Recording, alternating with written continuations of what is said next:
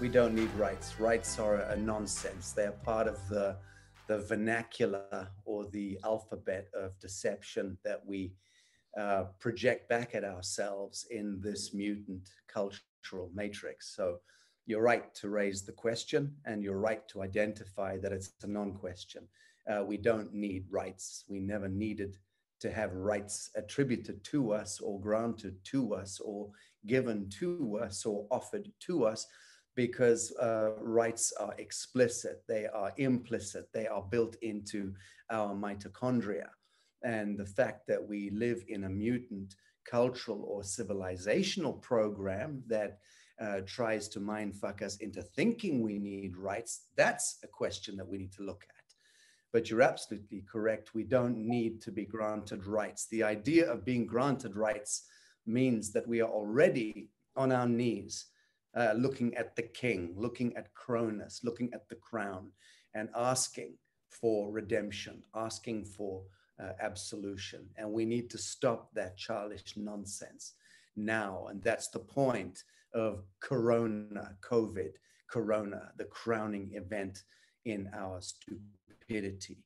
The point is that we finally get off our knees and stand in the vibral light of our divinity as sons and daughters of God, and re-identify Alpha to Omega, everything we think we know about the life, the universe, history, ourselves, relationships with one another, and so on and so forth.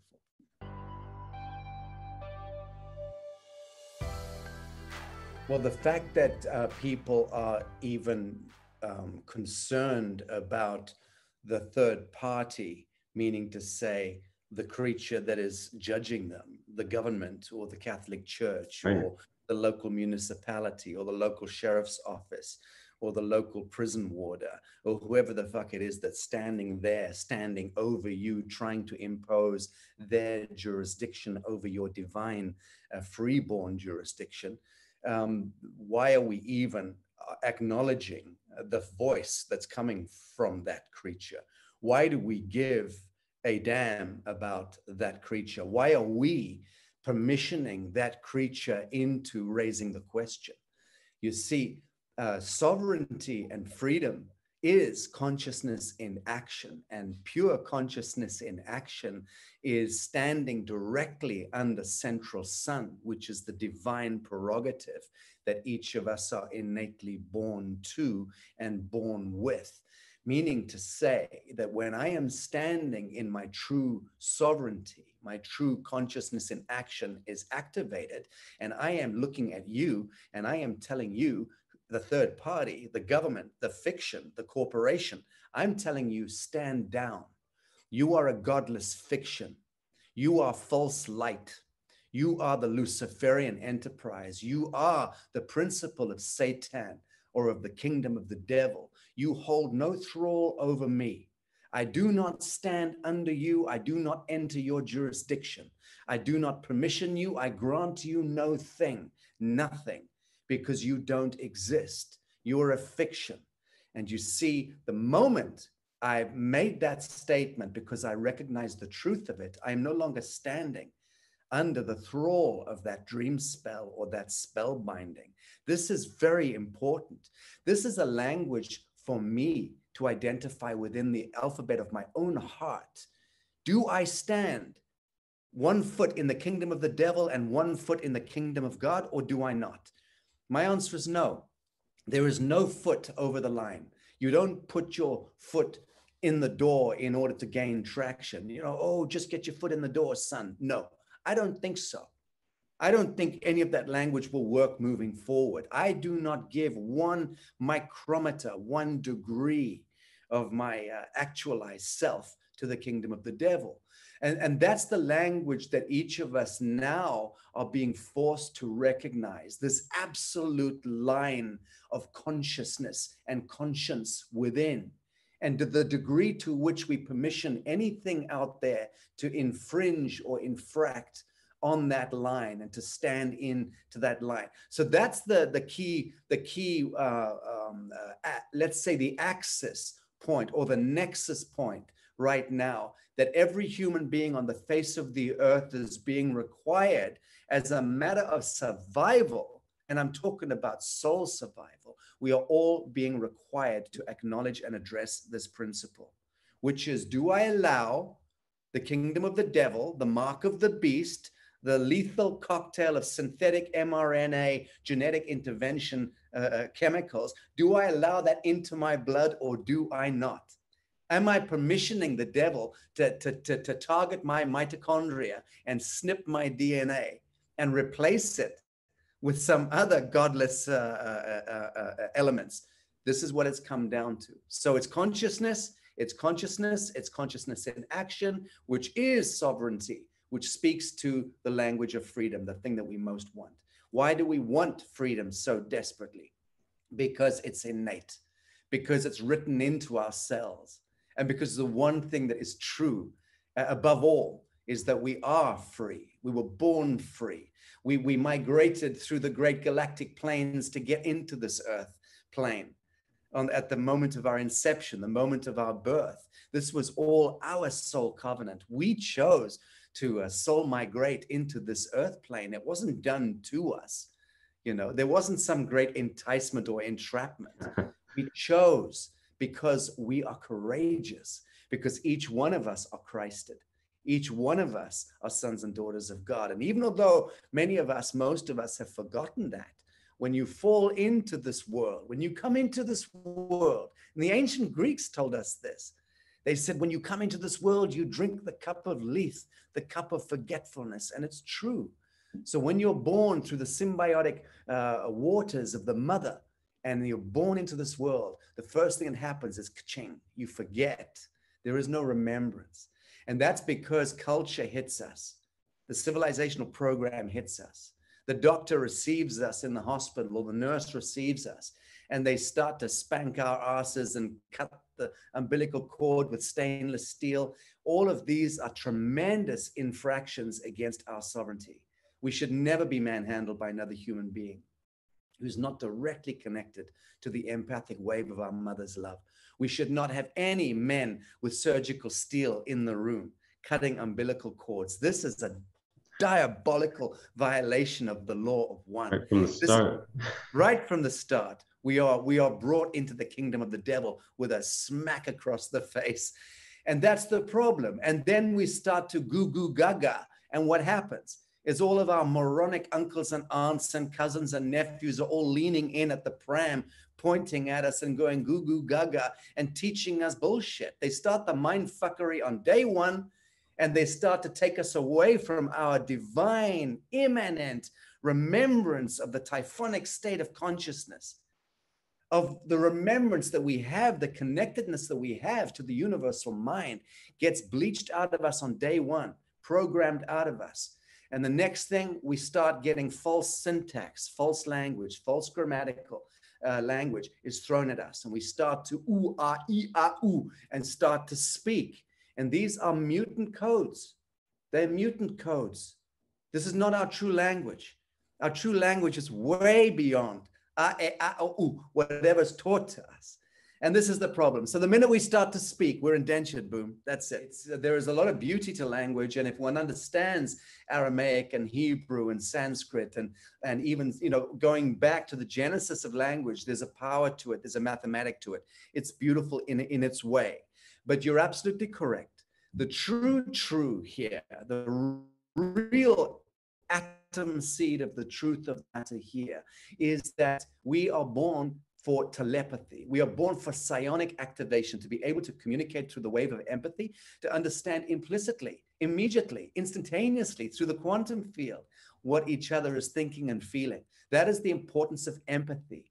That is the importance of so-called compassion, is that I feel you.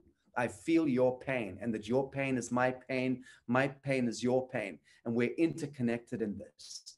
And together we'll work through this pain together. That's the business of fellowship. And that's what we ought to be placing our collective and our individual attention toward in this world, is fellowship, the art of loving and being loved. it should be bloody obvious that what we do is we stop dehumanizing ourselves. We stop playing into the satanic pantomime. But how many have the courage to do it? Everyone is mind fucked into acquiescence, into obedience, into shuffling along like a godless lemming until you fall off the end of the cliff and then ask, why me, oh Lord? Well, that's why, you dumbass, because you shuffled along in the queue, because you filled out the forms with the block black capital letters, because you were the one permissioning every step of the way. Don't be blaming Anthony Fauci. He's a master. He's a Zen master. Don't be blaming Bill Gates. He's a fucking Walt Disney character, and a beautiful one, a perfect archetype, the perfect bogeyman, you know, lurching at you with the toxic syringe. I mean, these are creatures are there to serve us. All of those creatures are there to serve us. Governor Cuomo, who thank God is no longer a governor in New York. What a satanic piece of shit. But there you go. That kind of character straight out of a Batman movie. These are all archetypes that manifest in direct proportion to the collective, unresolved aspects of who we are as a culture, as a people, as a society. So let's not keep focusing on them out there, much less the tit in the uniform at the train station or the bus station or the supermarket guy preventing you coming in without a mask on it. You know, we should be, you know, I heard about one guy in New York last week who is standing outside train stations and supermarkets, and he's looking official in a kind of suit and tie with a clipboard and a, you know, something around his neck, and he's stopping people as they're going in, hundreds of them, and he's saying, please take your mask off. We no longer allow masks in this establishment. Hundreds of people are filing in with their masks thrown in a bin that he provides them, and they go in, and you got the store detectives running around in circles, people going crazy. But that's the kind of counterpoint terrorism that we should be playing. We should be playing games with the satanic pantomime. We should be tying their shoelaces together so they fall over every day. But what you should not be doing is playing into it. You should not be playing into it. And if you do, eternal shame on you. And I don't care what your reason is. If you've got to feed your babies, find another shop. Find another shop to shop in. Just do not patronize these establishments, any one of them that are playing into the satanic pantomime. And that's the end of it. So you do not agree or acquiesce to any of it.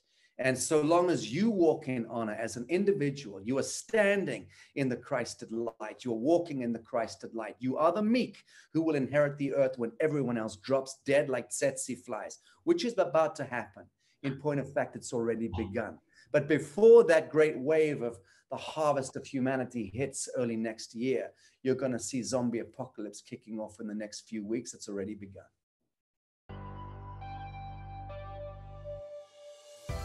It's already started. You're just not being told, but it's happening all around the world. I mean, the mitochondria has been snipped. The DNA has been literally bushwhacked, hijacked, hacked. The fabric of human soul is being hacked right now.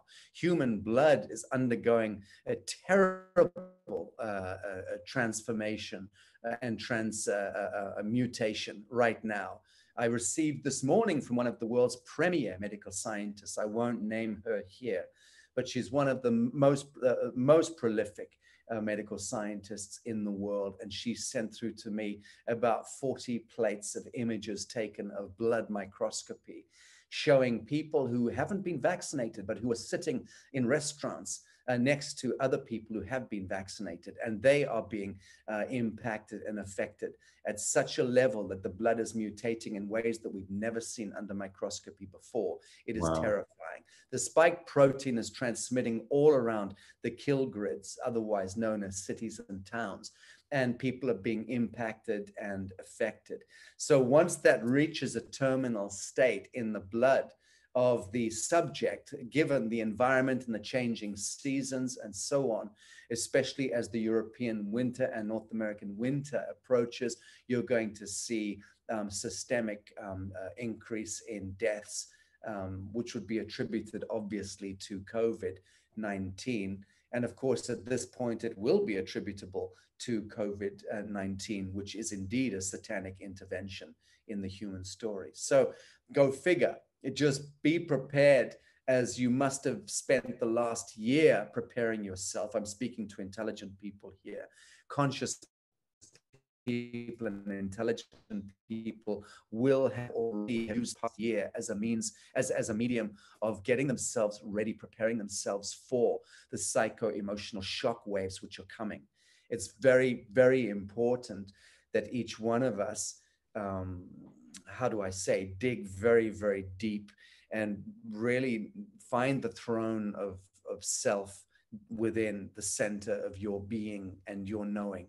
Take that throne and sit in that throne and be very still and very present and keep your heart wide, wide open. Do not close any part of your human heart.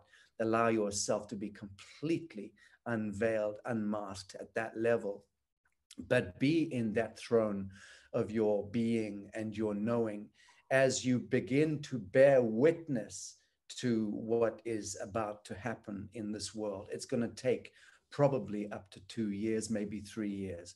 I would suggest that we're looking at a pretty rough ride between here and 2024 in that sense, in the sense of having to psycho-emotionally take impacts that you never imagined possible.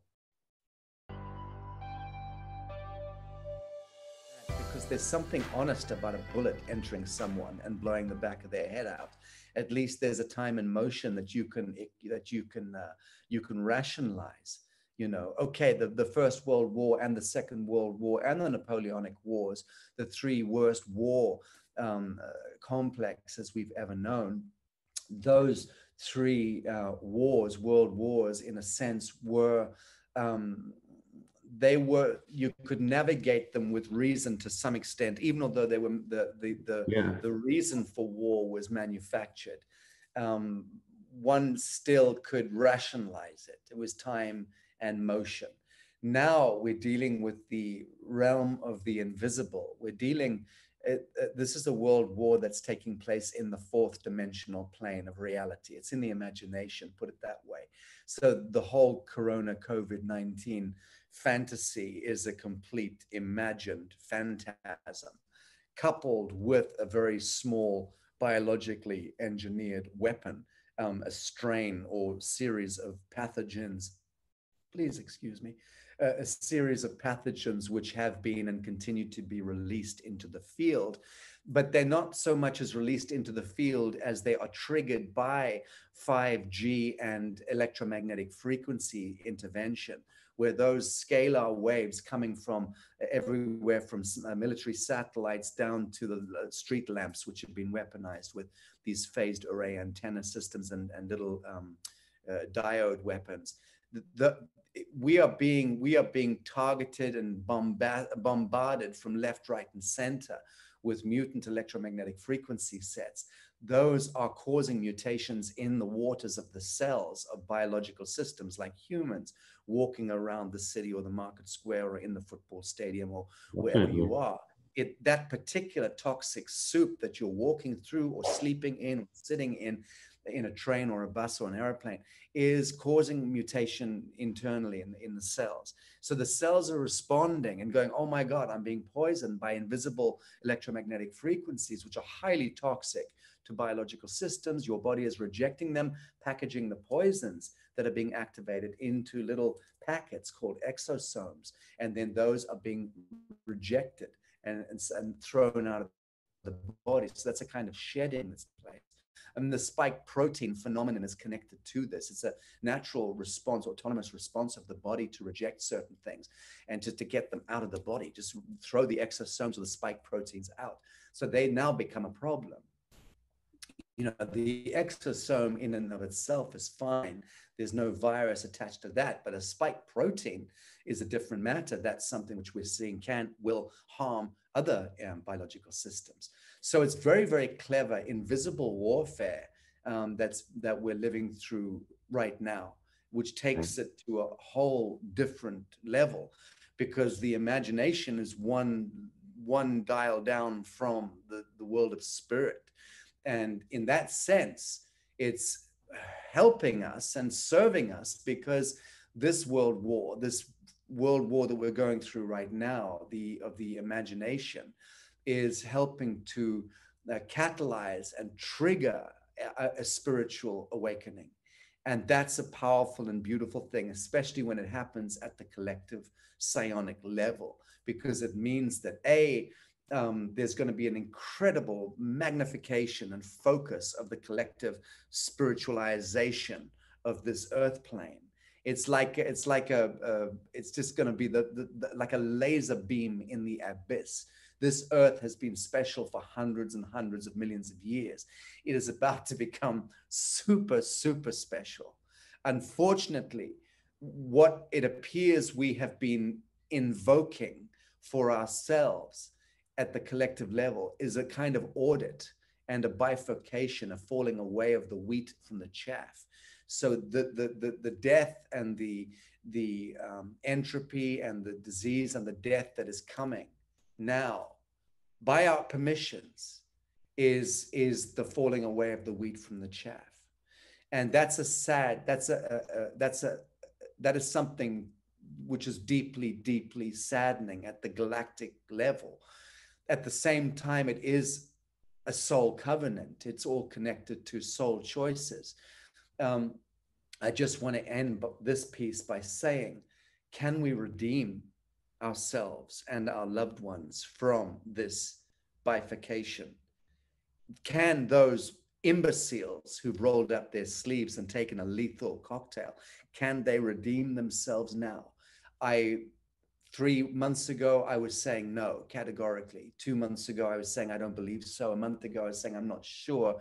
Now I'm changing my tack, because I've learned so much in the last few weeks, and I'm on the case every single day.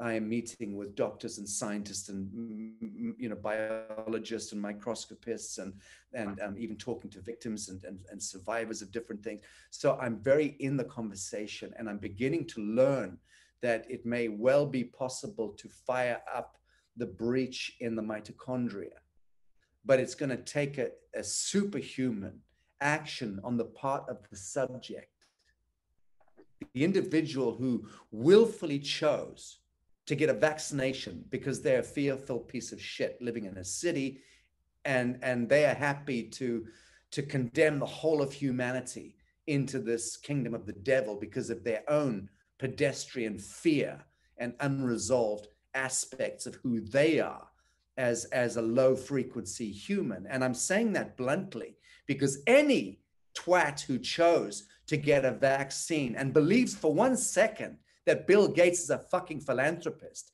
and that Anthony Fauci is a fucking savior, then you are by a distinction an imbecile, a moron, and you have already abdicated your divinity and your reason. So I have little sympathy for those brothers and sisters. I would just say, if there's something in you that is hearing something in what I'm saying, you might just be within the grip of redemption, but you have to do some quick thinking. You better get to grips with a relationship with yourself, number one, and rekindle that divine flame within yourself. Recognize the error of your ways. Recognize your stupidity and your folly. Forgive yourself. I'm not going to forgive you anytime soon, but you forgive yourself for that folly. And then you fall to your knees and pray for forgiveness. And then reconvene a relationship with the divine. Everything changes. Everything changes at the cellular level, at the atomic level, at the psionic level, and you can redeem yourself. It will take a superhuman action on the part of any of the imbeciles. There's another phenomenon, which is genetic, the intervention that I can have over you if I love you. The empathic wave, the linguistic wave genetic. This is what we refer to this phenomenon as. Linguistic wave genetics. My capacity to absolve my child from their folly. My capacity to absolve my grandmother or grandfather from their folly. Because I love them so much and I know that what they did was stupid. but I know that they didn't have the tools, the toolkit here or here to make a divinely inspired, reasonable decision about the vaccine. And so my love for them is the empathic wave, extended. It's plasma, it's vibral light, it's the Christed nature of who we are at our essence. And I am able to project that plasma at you, my beloved. And I am able to redeem you. And I'm able to love you and absolve you and heal you. In fact, that is what healing is all about. That's what it's always been about, is the capacitance for me to lay hands on you and you to lay hands on me. But again, we get back into the true language of fellowship, which is who and what we are and why we were born to this world. We shouldn't be sending kids to universities to get mind fucked. We shouldn't be putting kids in schools, full stop. We should be sitting in circles telling stories. We should be listening to one another. We should be hearing our babies remind us of our divinity and telling us the stories of the Pleiades and the Syrian constellation and wherever they've just beamed in from. They should be reminding us. They should be informing us, and they should be instructing us. We've got everything upside down in that sense. So we need to begin to tell stories and sit in circles and hear one another. And then we need to learn craft. We need to learn art and remember craft and art. We should be singing and painting and dancing and drawing and discovering and revealing, and everything should be a matter of adventure and curiosity and creative expansion. And dare I say it, orgasmic bliss and euphoria. That's what we were born to. That's what the human technology is all about. That's what my body tells me. That's what everything from my toes to my penis to my brain is craving. Ecstasy is craving the orgasmic, is craving interconnectedness, fellowship, and convention with the all. So we have to be the ones to just not just reimagine that as a reality, but to stake our claim in the now. And so I begin here. I begin elevating art, beauty, and consciousness in this world. And I begin to anchor into this fucked up, delightful plane of existence, the multidimensional genius and supernature of who I am, who I be at my quintessence. And I gift that to this world. We should all be gifting everything to one another all the time.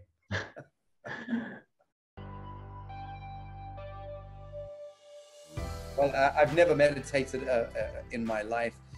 I've never said a prayer in my life. So I don't, although I understand the sanctity of prayerfulness and I understand the sanctity of mindfulness and mindlessness, and depending on how you approach your spiritual devotion, is it mindfulness or mindlessness?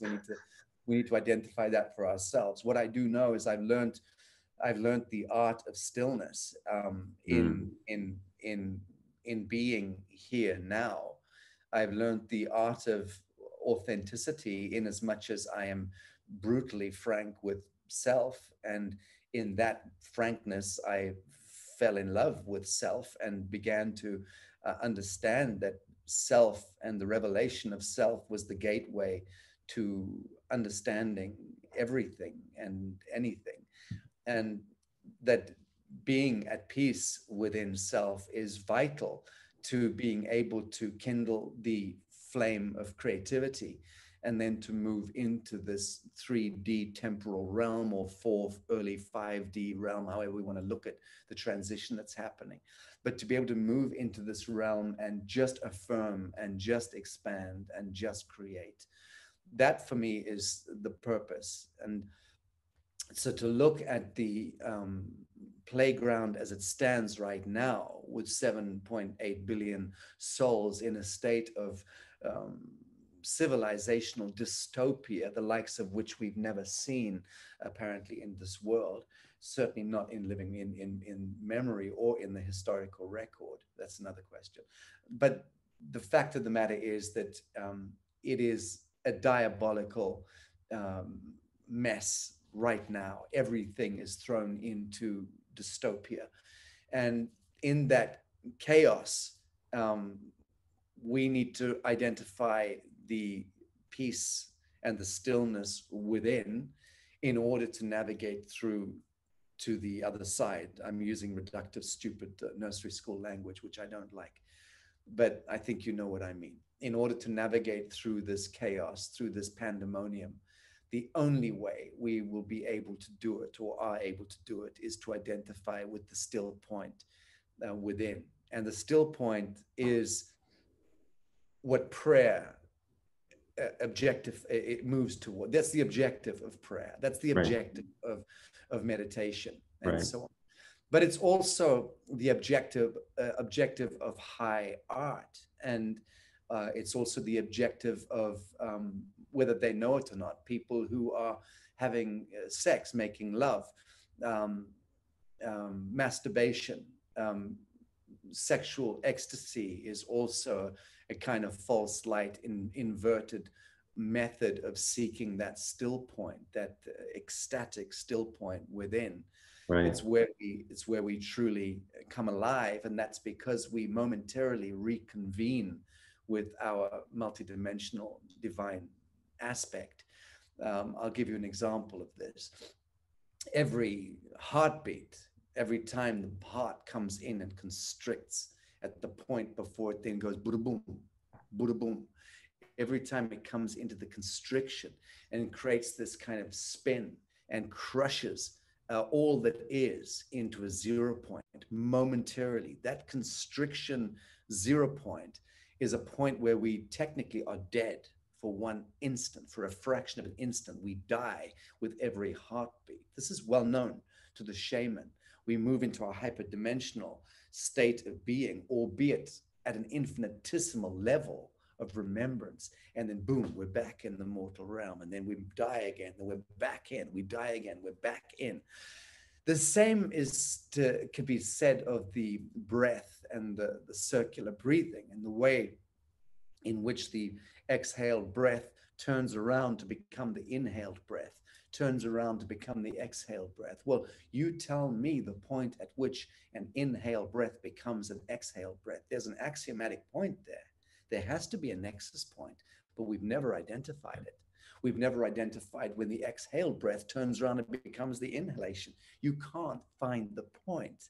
It doesn't actually exist.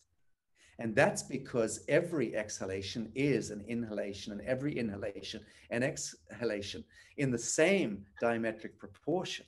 To the degree to which we think reality is, it is not.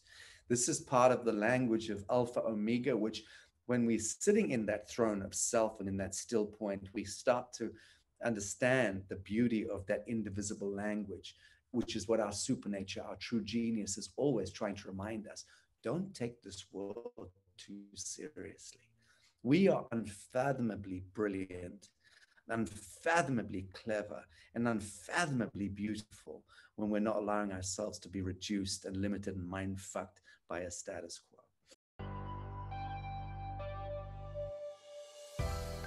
Well, we're taking a step backward in the conversation, but I don't mind that.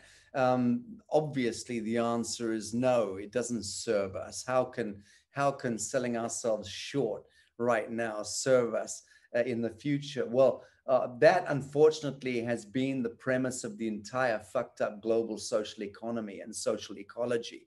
Has been the principle that if I sell myself short right now, I'll benefit somewhere down the line. Bullshit, sunshine. You will not. You never will. But that's how mortgages are sold. That's how insurance and reinsurance is sold. That's how dentists peddle their wares. That's how the whole premise of our economy is based on a lie. It's not just a white lie, it's a diabolical lie, which we even know is a lie at the outset. And yet it is fear and fearfulness that compels us, apparently, to enter into the kingdom of the devil day after day after day. And so we continue to wake up in the morning to an alarm clock, which breaks our circadian rhythms, violates the universal law of one, wakes us up out of our idyllic sleep pattern and pushes us into the bathroom to brush our teeth with a fluoride toothpaste, gargle with fluoridated water so we calcify the pineal gland and reduce our capacitance to about 2.5%. And then we shuffle downstairs, putting on our synthetic socks and underwear, releasing isotope frequencies, which move directly into our bloodstream and poison us. And we sit at the breakfast table and eat boiled eggs and toast. And then we go off to work. We get into a carbon guzzling machine and we go to work. Have we ever stopped to ask, what are we doing? What the devil are you doing? Being a good provider? I don't think so.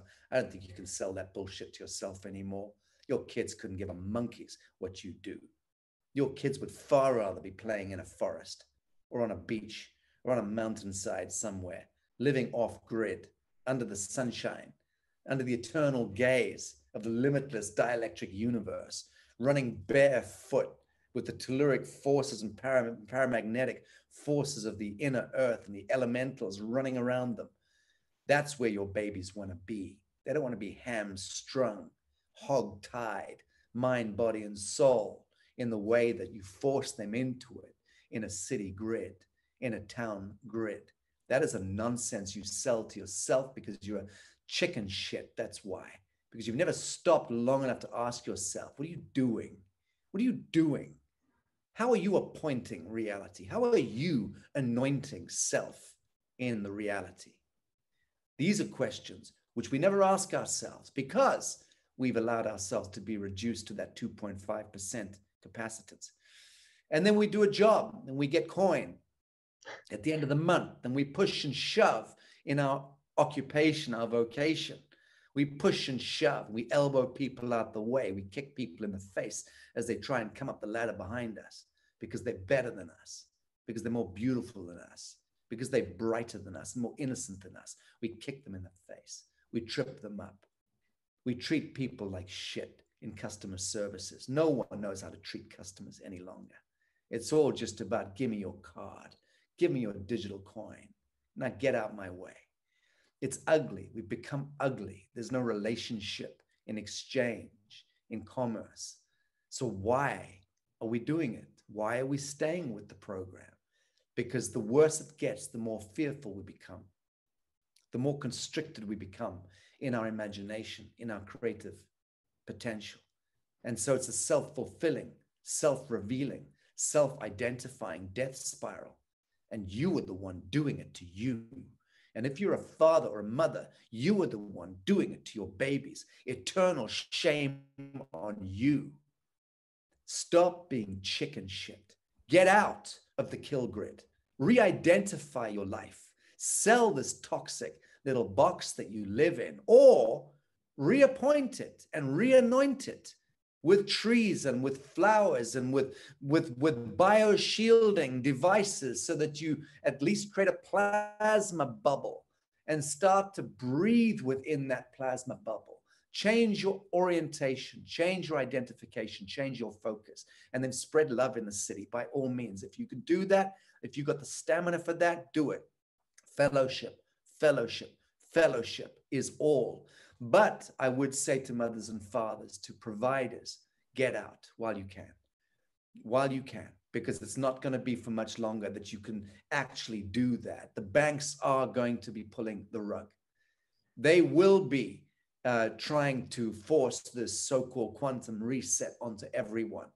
And at that point, you would be well advised to be living out of a kill grid. I'll leave it at that.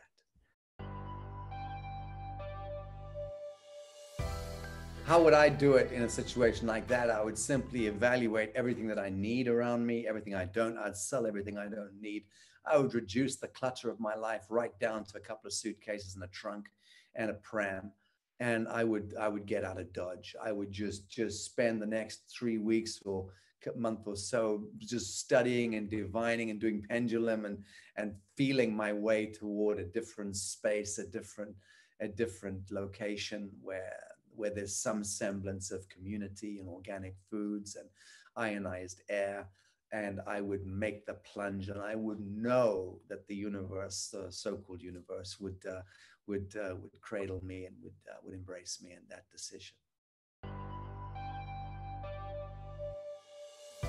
I'm loath to speak in the negative about him any more than I've already done in the past. I don't find Skynet attractive. I find it reprehensible. I don't find the Tesla automotive phenomenon to be anything exceptional. I think it's cynical, and I think it's opportunistic, and I think it's trashy. I don't respect the Elon Musks of this world. I see them as being sock puppet proxy motherfuckers in the main. I don't know the truth of that. I'm sure I would like the guy. I'm sure he's very clever. I just know that if I had that acumen and that wealth, I would purpose it very differently toward forcing through patterns of perfection into this world and not playing into the old models. And don't talk to me about space rockets getting to the moon. That's just a crock of shit, and we all know it. Don't talk to me about space tourism. That's a disgusting notion, so long as we can't feed people in Burkina Faso. Fuck you for even putting that on the board table and then raising billions of dollars to send tourists into space. That's disgusting. Talk about people putting them into Tesla mobiles, which are Faraday cages, complete toxic soup, debilitating at the cellular level, all of those vehicles, vile, noxious use of technology, if you ask me. Talk about hyperlink travel, this kind of fancy pants, maglev, hyperlink kind of systems for transportation. Again, fuck you. We can't even feed people in North Africa. Don't be stupid. What are you doing purposing billions of dollars and attention toward that? Let's feed, clothe, and house our fellows first, shall we? That would be nice. So that's my attitude toward those kinds of characters. I don't care what they think or say or do. I'm concerned about my brothers and sisters, my living men and women of the living soil. Those are my brothers and sisters. And that's the world I'm pegged to, and I am focused on, is how do we take common people of the world, and I regard myself as common people in that context. How do we remove ourselves from indentureship to the kingdom of the devil? Well, I've spent 20 plus years identifying much of that, and I've done everything in my power to give those tools, and I continue to do it to people of the world, to say, stop paying taxes. Why would you pay income taxes? You're an imbecile for doing so. Because you're afraid? Then you're chicken shit. You should be embarrassed looking in the mirror in the morning. Secondly, why are you filling out forms with block black capital letters? Why are you signing your signature on bits of paper simply because you're told to? Why? Have you ever stopped for long enough to work out what's going on? Do you know that every time you fill out a form with block black capital letters, your signature is being securitized and discounted or discharged against your birth bond? Do you know that they're making money out of you every time you sign a piece of paper? Did you know that that's how it works? No, because you're too stupid. You're too ignorant in your own prison, and you're the one having tea in a prison cell until you choose not to, until you choose to wake up. And apparently people want to really hurt more before they wake up. I think that's sad, deeply sad. But there you have it. No, we each of us individually need to awaken within self. We each of us individually need to kindle a relationship with ourselves, fall in love with ourselves, recognize that the beloved we're seeking is self. And I'm not talking about the Aleister Crowley, ego self. I'm talking about the essence of who we are. When I recognize that I am that thou art, that there is no separation between us, that we are all sons and daughters of God in that sense. But I'm starting here because this is the technology I control. I choose what to put into this technology. I choose how to curate it. I choose how to steward my journey in life. I choose where to roam freely. I choose what comes out of this mouth. the words, the syntax. I choose what comes out of this heart. I choose what comes into this heart. So start with this technology. The beloved is always self. But most of us are so lost to that alpha omega truth that we're out there seeking the beloved outside of self, and we fixate the beloved onto some icon, baby Jesus, or some Catholic cross for the love of God, or some rosary beads, or some stained glass bullshit. We're always looking out there and idolizing idolatry, idolatry, idolatry. It was the crime of crimes that the Master Yeshua spoke about. It was the crime of crimes that Gautama Siddhartha Buddha spoke about when he said, if you find the Buddha on your path, kill him. It was the crime of crimes that the blessed Prophet Muhammad, peace be upon him, spoke about when he went into the Kaaba in Mecca and trashed the idols and trashed the Banat Allah out in the desert. The crime of crimes has always been idolatry, to indenture oneself to false light worship. It is a crime against self, because it's what detracts us from the true hero's journey, the noble expression, which is recognizing self in this mortal realm and engaging relationship with self, convening with self as the beloved. And from that start point, being able to then move into the world at large and extend your empathy, your compassion, your wisdom flame, your creativity, your limitlessness, and your love for your fellows. That's how we should be rolling, each one of us.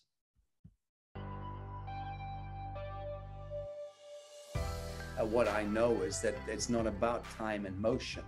It's about authenticity of being here now and being absolute and being fully present. And so long as one is absolute in authenticity, which is to say relationship with self, the more we are in peace with that relationship with the self, the more we are in the flow of our divine immanent supernature, the more we are in flow with our divine immanent supernature, the more limitless our capacitance to just create and express and expand is. And what flows through us is always in convention with pure truth and right action. And so long as we're conducting right action and pure truth in this mortal realm, that is the path of least resistance to the highest outcome. And each of us are enjoined in one thing in this world as humanity, and that is we are seeking the highest outcomes.